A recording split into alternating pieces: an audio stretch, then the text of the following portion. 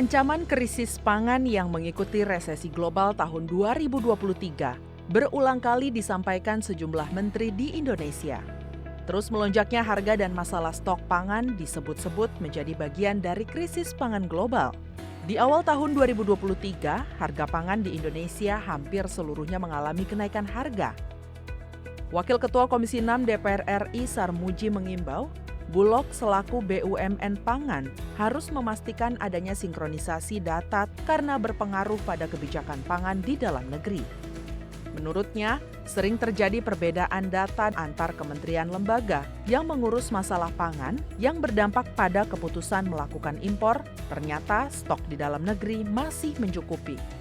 Kalau dikatakan nanti stok melimpah ternyata berasnya di lapangan itu nggak banyak, itu sangat berbahaya bagi ketahanan pangan kita. Tapi kalau dikatakan nanti stok kurang, ternyata data di lapangan melimpah, lalu kita mengambil kebijakan impor, itu juga bisa berbahaya untuk petani karena harga akan turun secara drastis. Jadi data ini bagian yang sangat penting untuk kita verifikasi. Sementara itu, anggota Komisi 4 DPR RI Sutrisno meminta Kementerian Pertanian bekerja sama dengan pemerintah daerah untuk melakukan pengecekan dan uji validitas terkait tingkat produksi dan stok pangan di tiap daerah.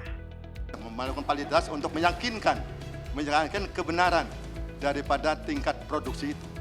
Manakala tidak, stok pangan kita tidak akan mencukupi. Itu.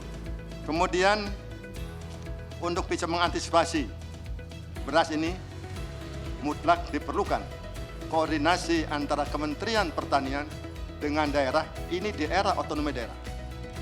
Anggota Komisi 4 DPR RI Slamet mempertanyakan proyeksi ketahanan pangan dalam negeri. Hal ini penting untuk merumuskan kebijakan ekspor dan impor pangan agar tepat sasaran. Slamet juga meminta Badan Pangan Nasional merumuskan strategi yang jelas dan berpihak pada kesejahteraan petani di Indonesia. Rakyat kita yang berprofesi menjadi petani selalu menjerit karena tidak mendapatkan kesejahteraan dari mahalnya harga pangan.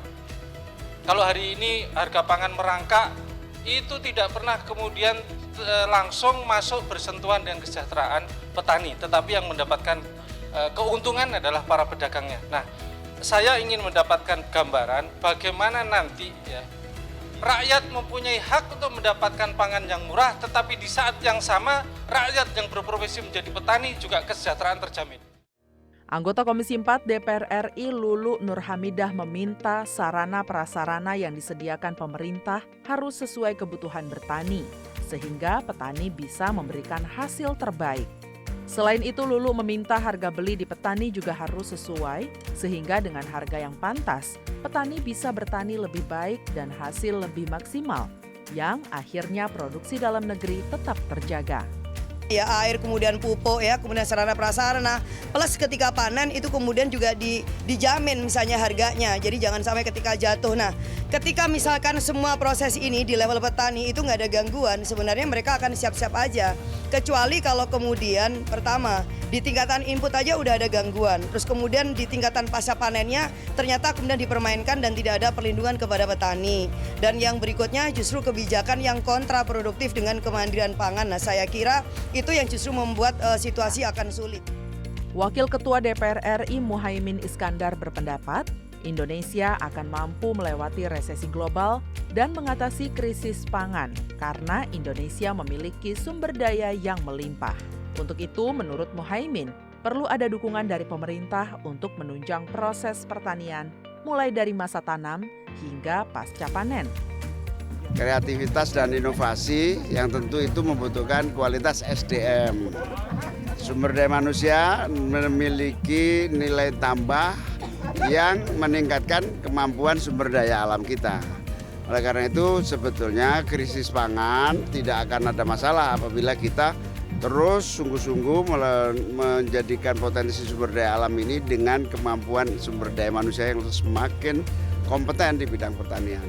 Kaum muda harus punya kecenderungan dan kesiapan untuk melanjutkan estafeta pembangunan pertanian ini. Tim Liputan TVR Parlemen melaporkan.